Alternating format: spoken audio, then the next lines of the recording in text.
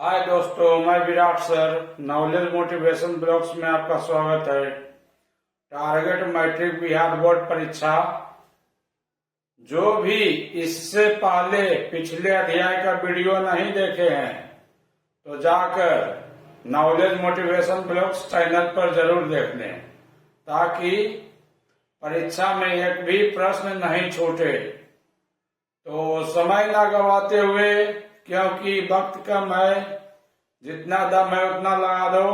कुछ लोगों को मैं जगाता हूँ और कुछ लोगों को आप जगा दो। तो ये रहा बिहार बोर्ड वर्ग 10वां का संस्कृत ट्यूशन किताब का 10वां अध्याय मंदाकिनी वर्णम पाठ, जिसका लेखक वाल्मीकि जी है, का सारा प्रश्न इस तरह है। नंबर 1, विचित्र पुलिनाम शब्द का अर्थ क्या होता है? क्वेश्चन है, विचित्र पुलिनाम शब्द का अर्थ क्या होता है? तो रंग बिरंगे टटो वाली।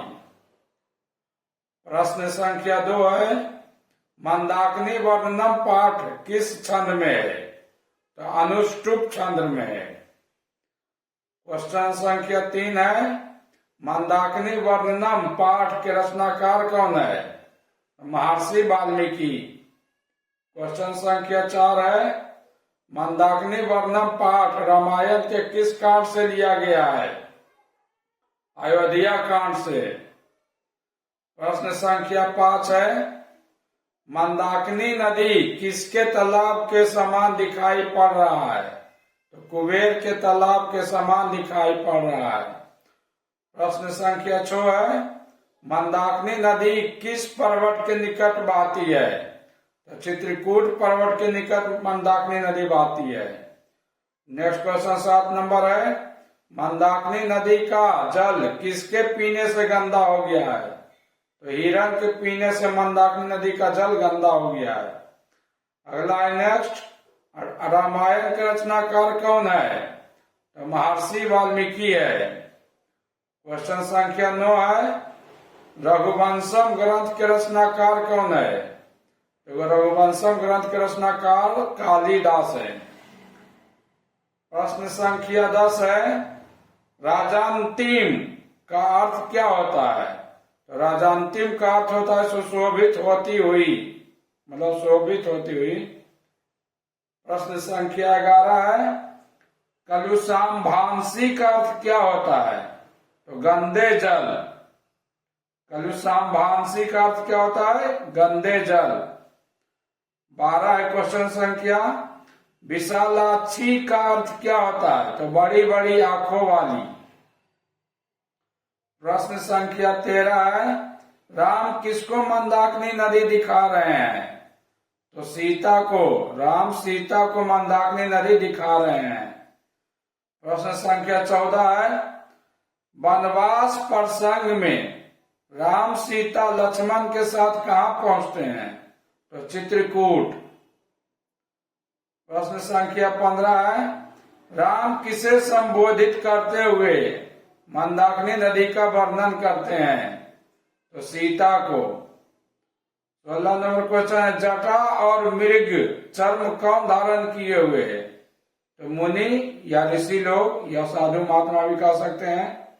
17 नंबर क्वेश्चन है, सीता रामचंद्र की कौन थी? तो पत्नी थी। सीता रामचंद्र की कौन थी? तो पत्नी थी। 18 नंबर प्रश्न है, पक्षी का पर्यायवाची क्या होता है? तो पक्षी का पर्यायवाची द्विज होता है।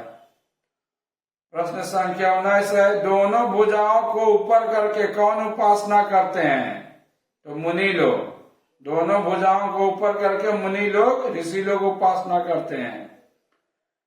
क्वेश्चन संख्या 20 है, नृत्य के समान कौन प्रतीत हो रहा है? यानी नाचते हुए कौन प्रतीत हो रहा है? तो वृक्ष यानी पेड़ पौधा।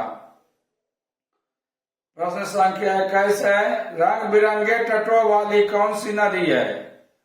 तो मंदाकिनी नदी है। रंग बिरंगे तटों वाली कौन सी नदी है? तो मंदाकिनी नदी है। प्रश्न संख्या 22 है, हंस सारस से युक्त कौन सी नदी है? तो मंदाकिनी नदी है।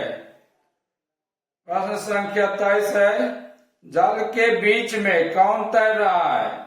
तो सारस और फूल। प्रश्न संख्या 24 है, प्राकृतिक संपदाओं से कौन सी नदी घिरी हुई है? तो मंदाकिनी नदी। प्रश्न संख्या 25 है, विशाल नेत्रों वाली कौन है? तो विशाल नेत्रों वाली सीता है, बड़ी बड़ी आंखों वाली है विशाल नेत्रों वाली। मुनि लोग किसकी उपासना करते हैं? साधुगण मुनि लोग किसकी उपासना करते हैं? सूर्य देवता को। अगला है 27 नंबर, मंदाकिनी नदी को दोनों ओर से कौन घेरा है? तो पर्वत घेरा हुआ है मंदाकिनी नदी को। क्वेश्चन संख्या 28 है, मंदाकिनी नदी में कौन लोग स्नान करते हैं? तो ऋषि लोग या मुनि लोग या साधु महात्मा लोग। क्वेश्चन संख्या 29 है, पोपलू मानान का अर्थ क्या होता है? पोपलू मानान का अर्थ क्या होता है? तो तैरते हुए। प्रश्न संख्या 30 है, मंदाकिनी वर्णनम पाठ में कुल कितने पद हैं?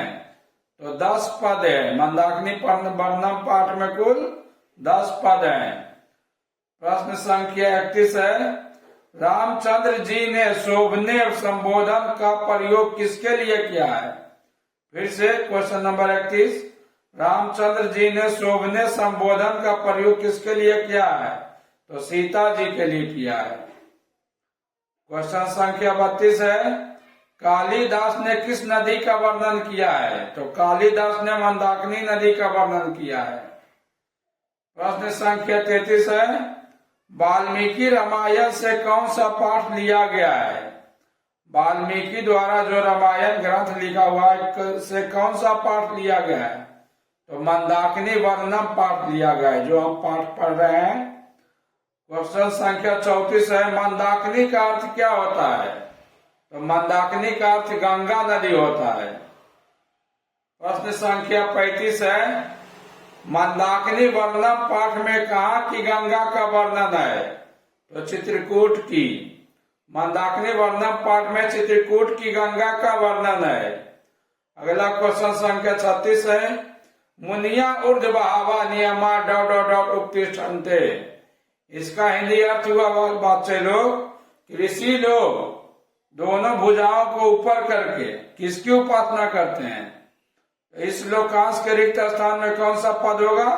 तो आदित्यम यानी सूर्य। इसका मतलब पूरा हुआ कि मुनि लोग दोनों भुजाओं को ऊपर करके भगवान सूर्य या आदित्यम की उपासना करते हैं। तो ये रहा आपका मंदाकिनी वर्णनम का सारा प्रश्न। तो वेल दोस्तों, मिलते हैं अगले वीडियो में नेक्स्ट पार्ट व्याघ्र पथिक कथा के साथ। अंत में मैं कहूंगा दोस्तों कि हमेशा हर हाल में रिवीजन करते रहिए, क्योंकि कहा गया है कि जैसा रिवीजन होता है वैसा डिवीजन आता है। ओके बाय दोस्तों।